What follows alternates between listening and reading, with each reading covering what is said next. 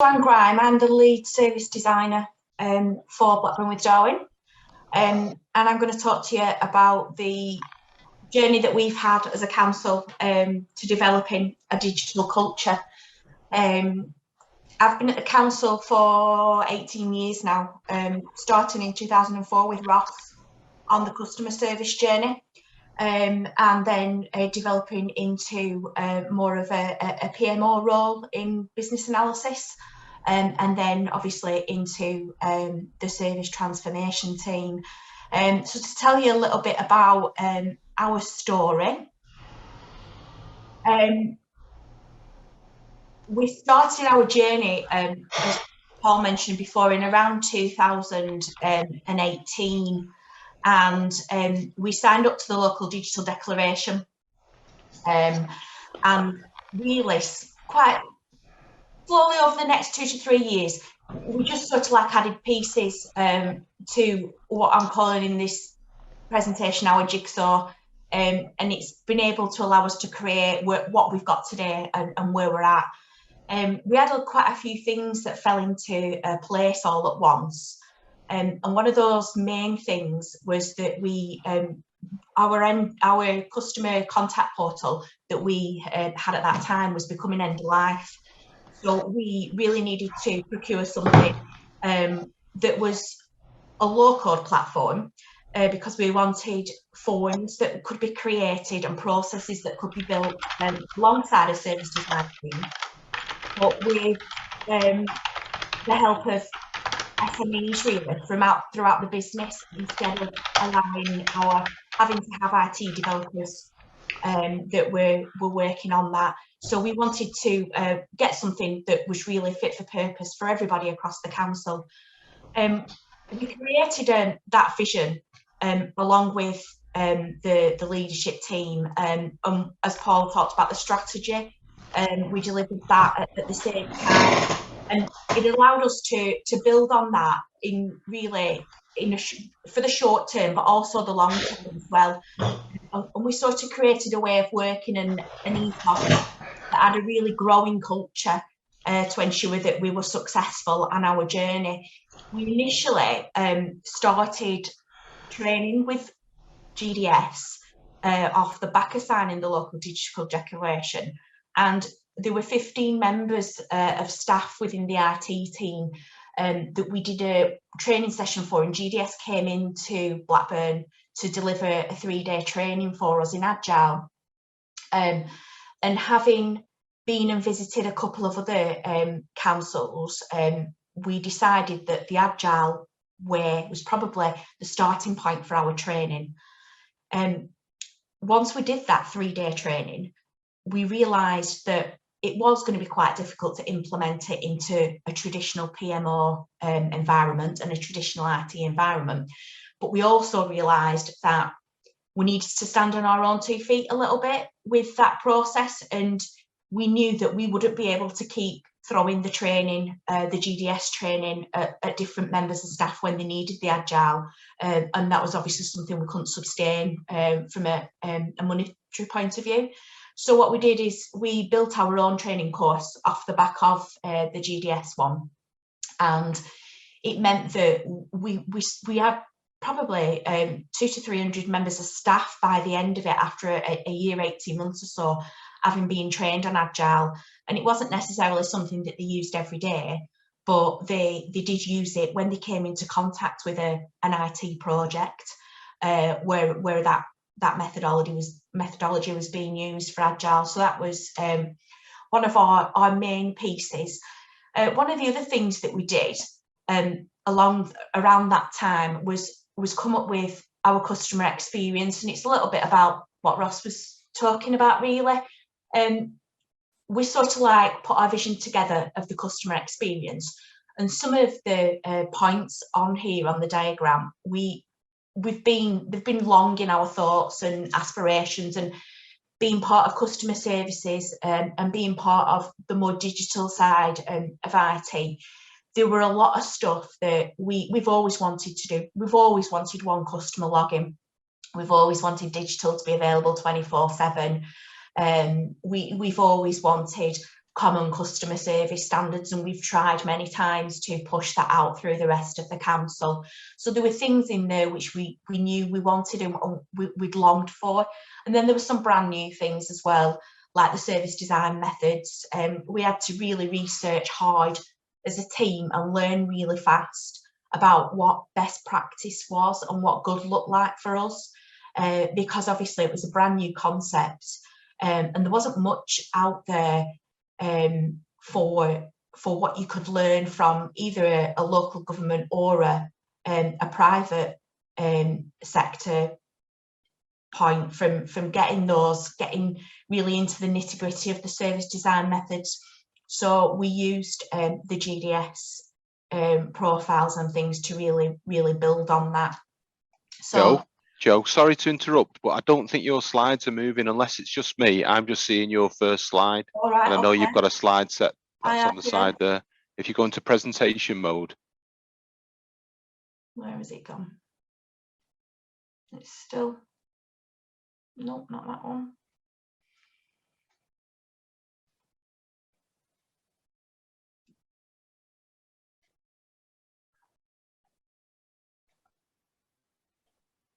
Yeah, it says screen share, it's not.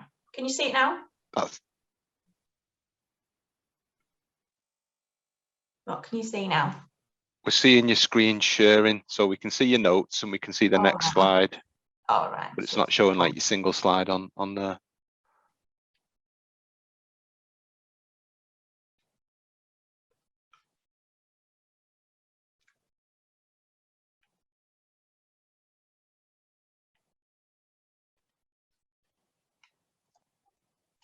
There we go.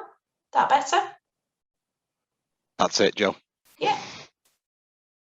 See that one? Yeah. Okay. So yeah, this is the diagram I was just referring to. So the customer points here, the parts that we'd always wanted to do, and then obviously some of the newer parts there as well. We had to learn really fast when COVID hit us. We already had a programme of 12 months, 18 months worth of work that was really jam-packed, and it allowed us, it was to do all around our new low-code platform. It was around moving all our existing processes and online forms over from our old system to our new one, and it also included the transformation of our waste, which was on our old portal, but it was integrated. So it actually integrated into our RAM management system where all the bins sat. So we had a massive programme of work to do, and then COVID came along, and we really had to refocus really on delivering COVID response services to residents and businesses. Ross touched on it with what he did from the contact point of view for speaking and communicating with different residents and businesses out there. The biggest achievement for the digital team was definitely the resident help hub that we set up. There was a lot of departments that came together, and the service really was a lifeline for a lot of people. You can see on the slide there that it involved the contact centre. We had online forms that we put up that were to be used by self-serve or by our resident help hub. You can see on the triage there on the heart the number of different departments throughout our council and our partners as well that we touched within that process. They all had access to some part of the system, whether that be via an automated email or access to the system themselves, and we had to very quickly train staff up on a brand new system. The staff that we were training up, the community connectors and people in our neighbourhoods teams, they didn't have any sort of case management system. They'd never used any sort of case management system at all. So we really were training people into a whole new world of different things. One of the things that was off the back of that was the food warehouse, and we were part of the build up of the food warehouse and getting those food parcels out to people.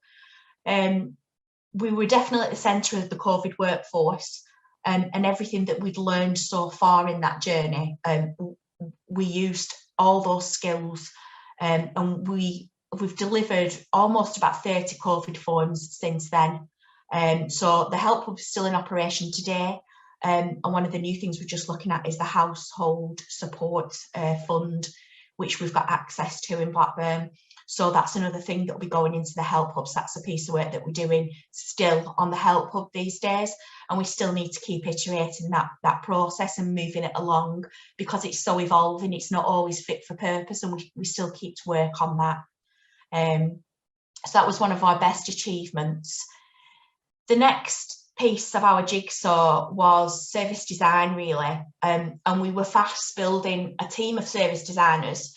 But one thing we realised is that we needed to know what the standards and the governance were around there, and we needed really good working practices to be at the core of the team. The majority, we got the majority of all that from the GDS website. The knowledge that is on there around service design, around user research, around content design is really, really good. And I would recommend anybody go on there and look at that. We worked through the standards as a service design team, and we looked at the methods and the GDS standards, and we made sure that we had time each week to look at them in more detail together as a team.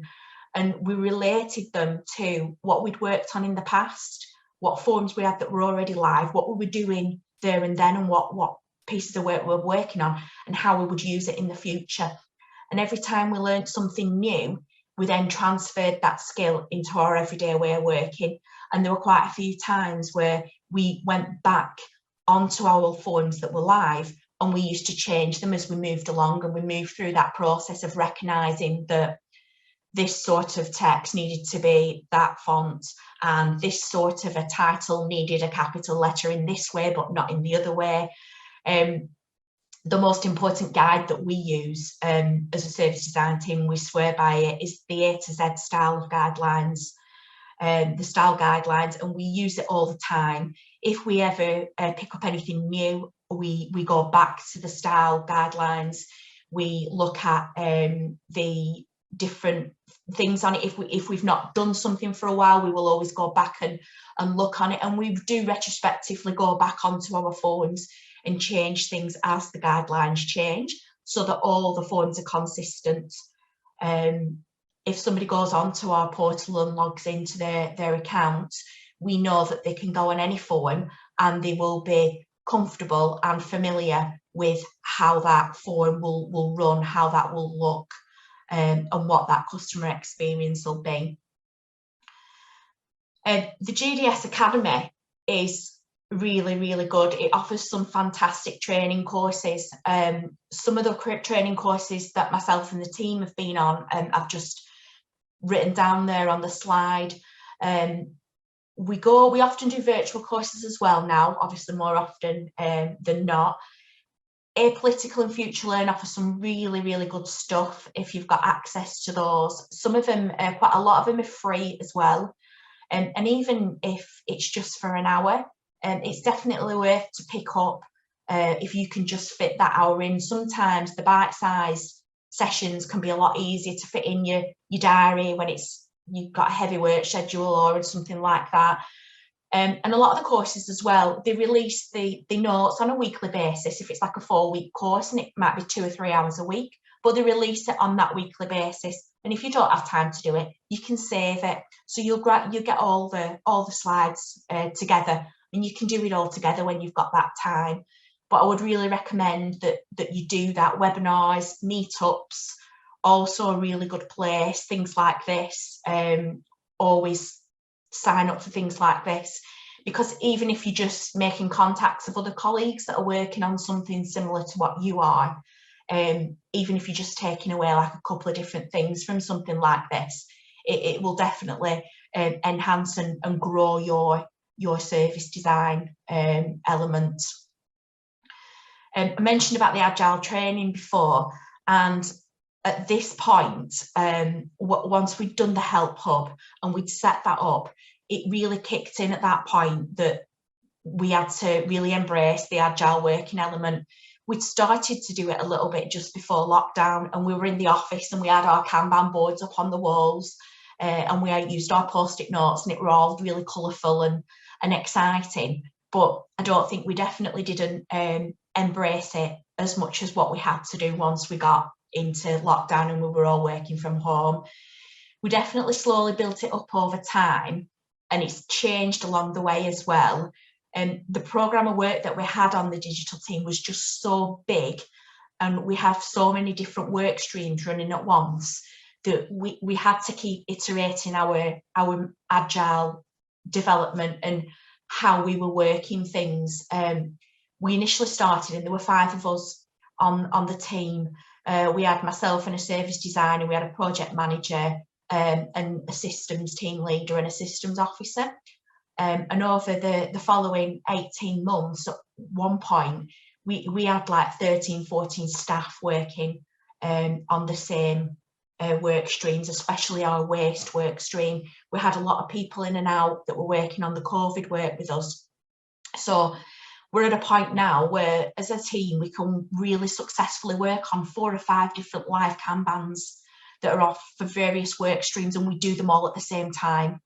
It really isn't easy, and it's no mean feat, because sometimes as an individual, you might have work to do that's across 3 or 4 different Kanbans, and it's just about organisation.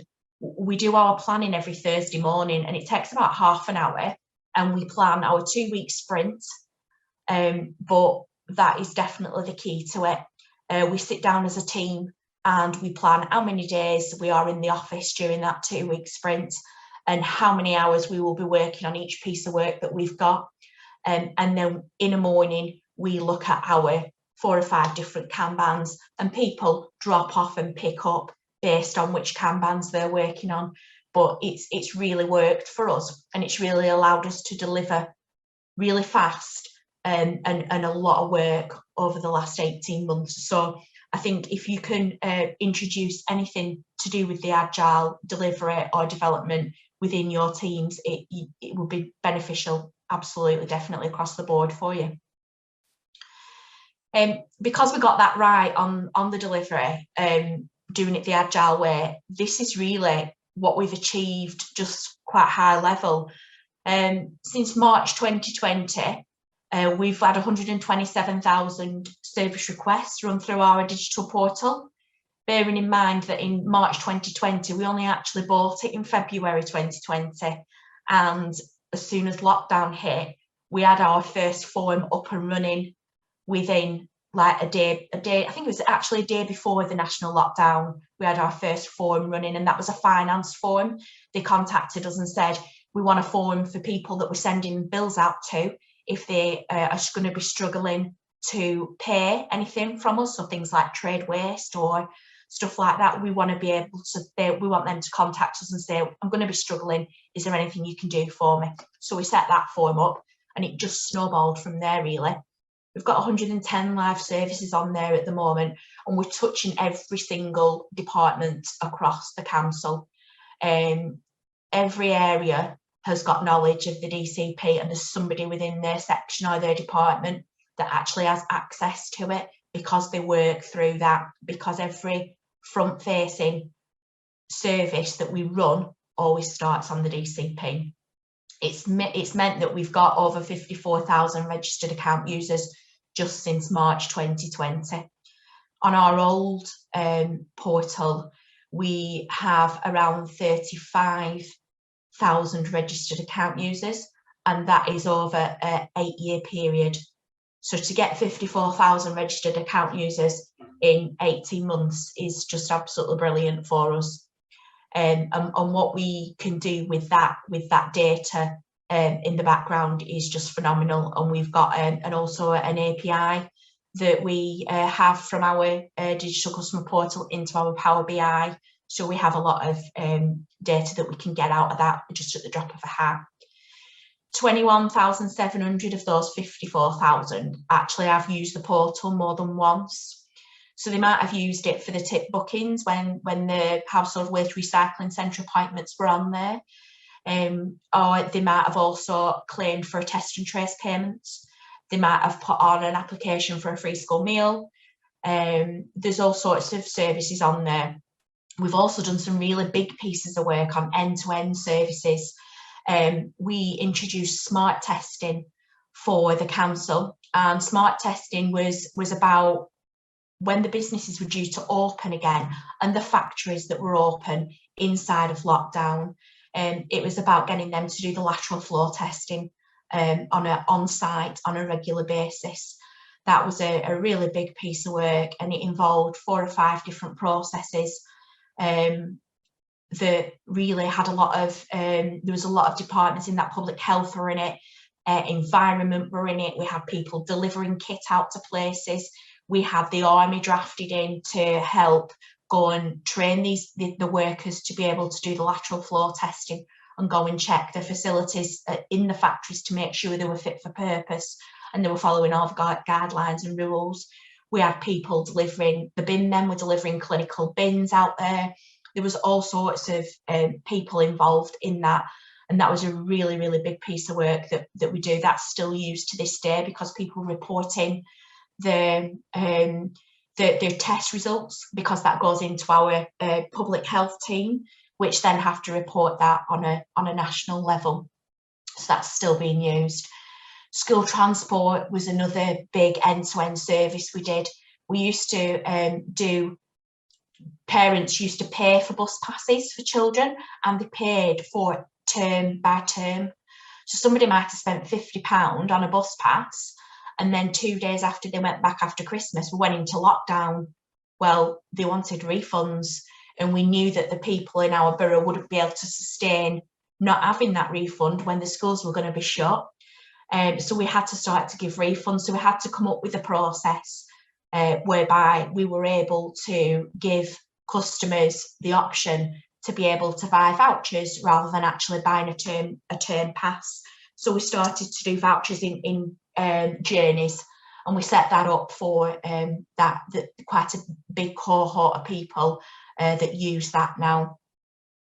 We've put mobile worker in there as well. We've got the mobile worker for the street cleansing operatives, and we've put the whole of our street cleansing service, we've moved that over from our old portal into our new portal and put mobile worker on there as well. So we've also been able to introduce quicker processing and response times.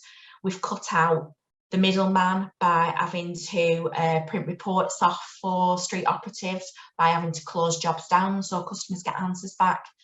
Our street cleansing manager was quoted as calling it a godsend. He loves the fact that everything's done now on the devices, and we're just in the middle of rolling out mobile worker across other areas, so for waste, for the delivery of bins and the collection of bulky waste, bulky collections from properties as well. So that all goes into our why we have so many live services in there and why we've got so many requests coming through. Next piece of the jigsaw that really felt right at this point to bring in was we needed somebody that got the skills and the passion to lead a redesign of our website. We had tried to do it a couple of times previously, and we knew that before, when we tried to do it, it was very much a traditional waterfall project.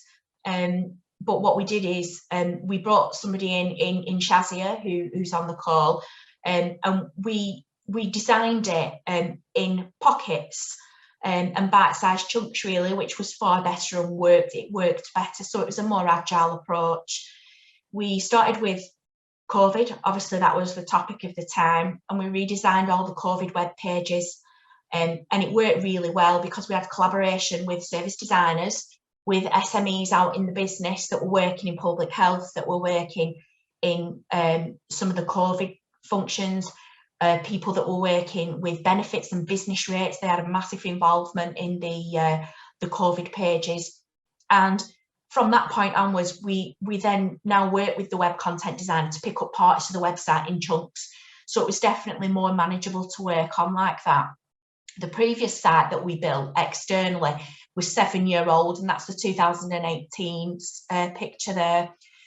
We built a new site in 2019, and that was built on Drupal with open source technology. And then in 2020, we iterated it really to meet the changing needs around COVID. So we just redesigned those pages.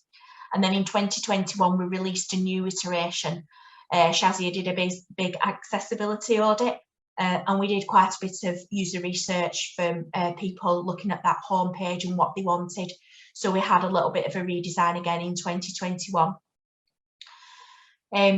We sort of like introduced a continuous improvement plan for the website, and it fits in with our visions and our objectives and very much our design principles. And when a service designer picks up a piece of work to do, it might start off with an end-to-end service. It might just start off with somebody that wants an online form.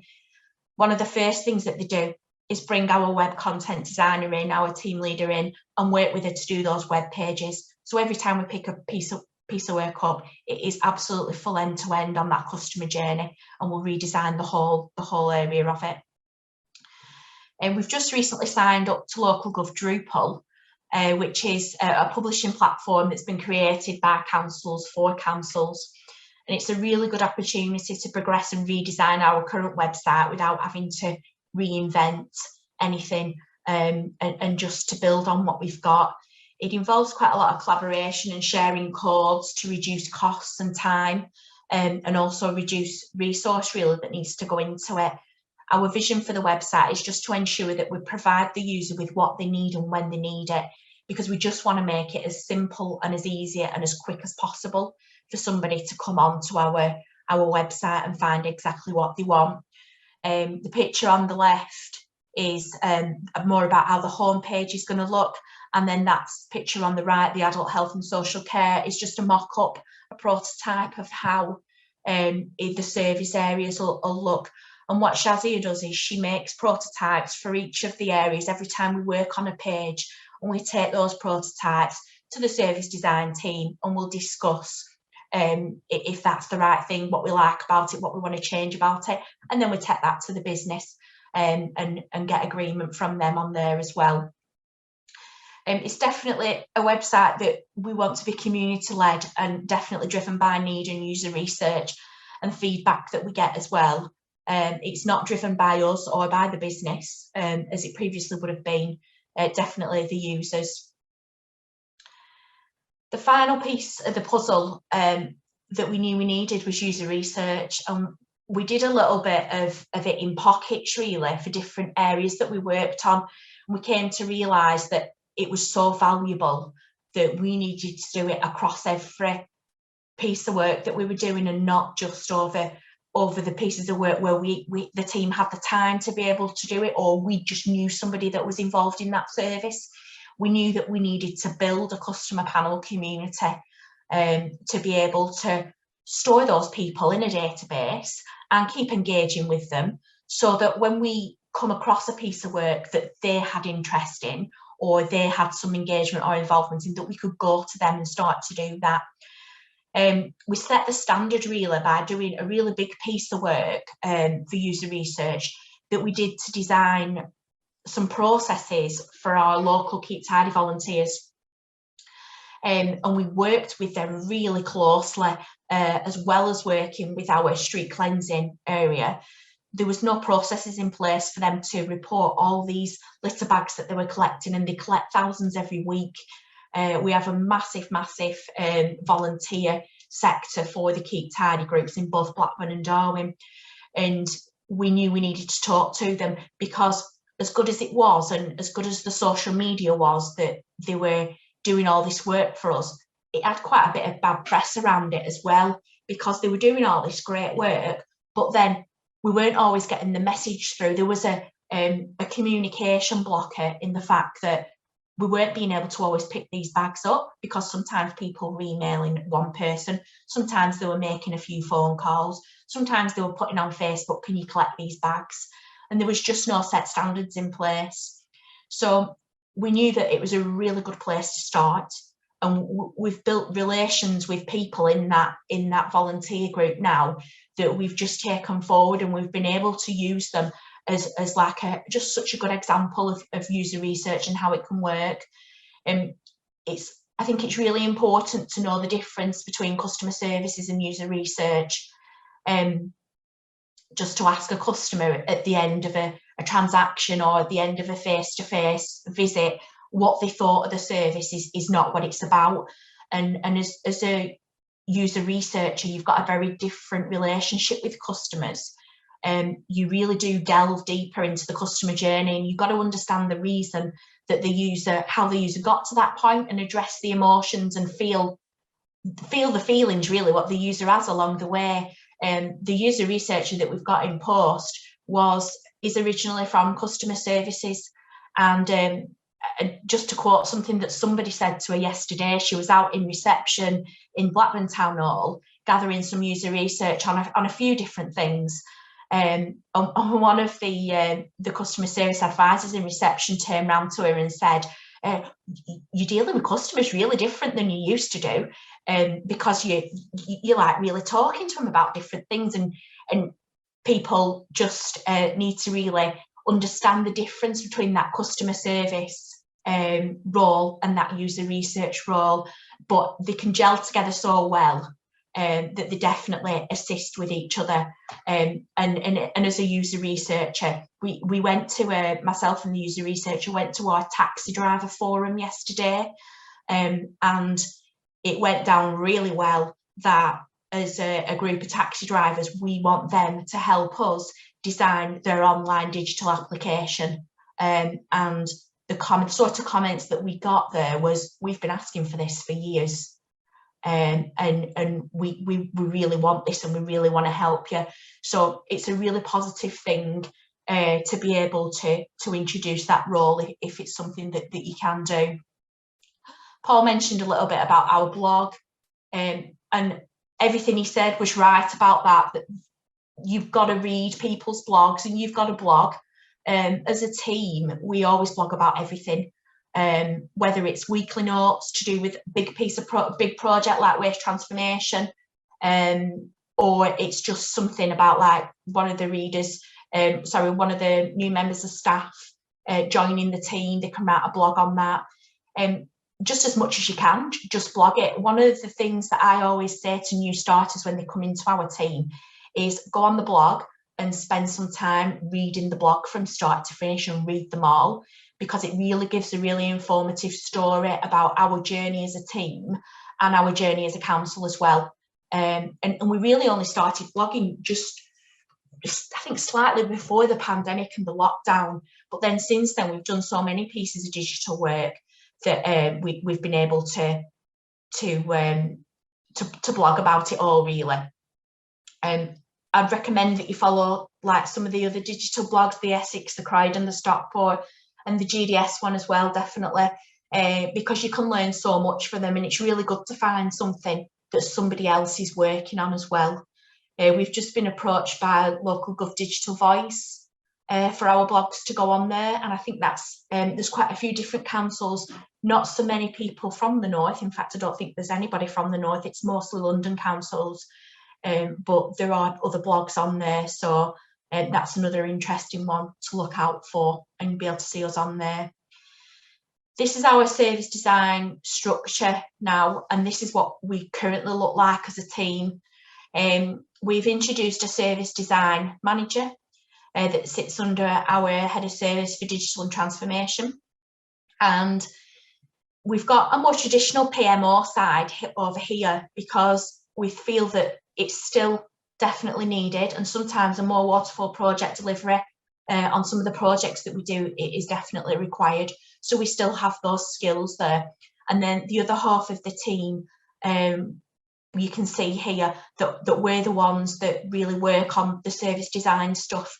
The advantage though that we have is that any of these people, if they need any assistance in service design, in user research, they can always pull on the rest of the team to be able to assist or get guidance from. And slowly, as we move through 2022, each of the PMO side of the team as well are learning different things and doing different sessions with us to learn to transfer those skills out through the rest of the team. So that is what we look like at the moment, and it's something that has definitely worked for us. That's it. Any questions?